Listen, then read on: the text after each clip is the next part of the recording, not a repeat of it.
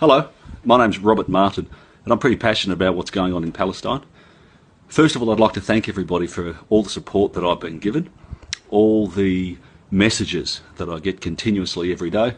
The haters, I laugh, and I truly don't care about the haters because it means I'm doing something and it means we're getting under their skin.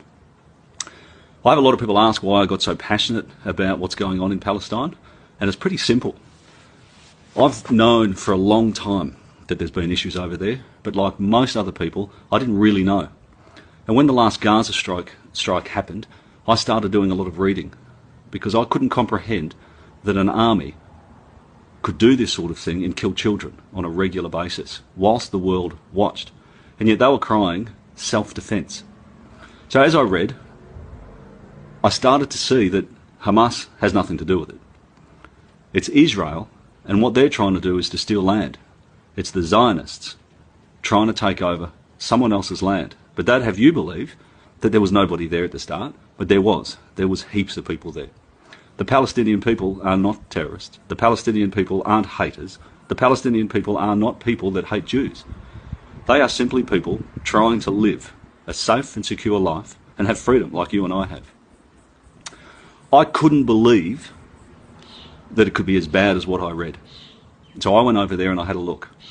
And I was absolutely flabbergasted at the treatment, at the abuse, at the inhumane treatment of human beings caused by a nation crying self-defense. I was exposed to horrific things over there. I was exposed to the IDF. They call themselves the IDF, which I find repulsive and embarrassing that they can call themselves the Israeli Defence Force, because they're not. Not once do they defend. Not once do they go in and defend anything. You can't go in and occupy somebody else's land and cry self-defense.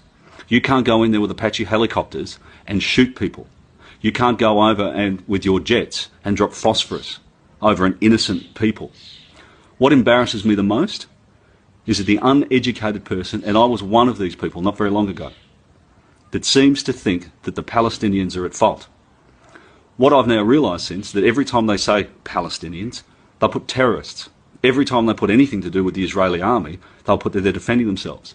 Well, there's an absolute fabrication of the truth. It's a misnomer.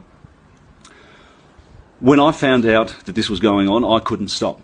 And so a lot of people ask, where do I get my motivation and where do I get my energy to keep doing this? Well, I simply put myself in their shoes. I put my family in their shoes. If anybody did anything to my family, if anybody threatened my family, God help what I would do. The Palestinian people have been exposed to this since 1948. The world mainstream media are to blame. They should be ashamed of themselves, and the people that believe what's going on should also be ashamed of themselves. I feel sick every morning when I get up and read the news of what's happened, because I've seen firsthand how they treat these people. I experience the most loving environment, the most welcoming people over there. All they want is freedom. I'm sick to death of hearing about Hamas.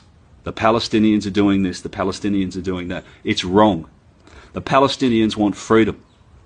I won't stop until they stop. I will not stop typing, writing, sending letters and being in their faces until they stop. And I'd like to thank everybody that has been a part of my journey this year, but it's got nothing to do with me.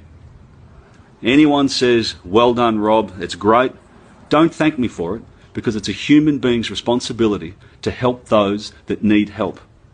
Anyone that's in a position that can make a difference should. Anyone that can make a difference has the responsibility to help those others. I ask everybody to think back to your worst experience ever, whether it was losing a family member, whether you lost your husband, your wife, your son, your daughter, whether you lost a home, whether you lost the rights to go somewhere, whether you've lost your driver's license. Well, welcome to the Palestinian world. Day by day, they live this. The worst part about it is then they're blamed for what's going on. It is not their fault. Please do some proper research before you start regurgitating the propaganda that the Israelis have been dishing out for so long. The Zionists are a sick cult. They are the sickest cult that you and I have ever seen. But yet they get on mainstream media and say, we're protecting ourselves. They are not. I will continue to do this, and I hope that you will continue to do it. The one thing that I do ask is that people don't just like and share. Copy and paste a lot of what I write and write it on the newspapers. The reason that I do this is to make it easier for other people.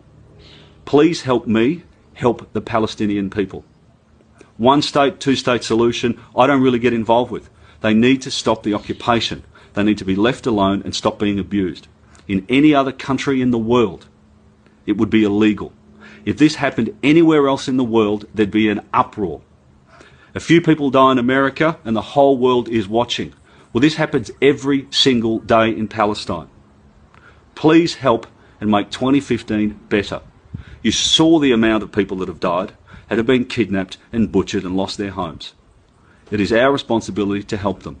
Please help. Thank you very much for all your support, and I look forward to seeing you all again soon.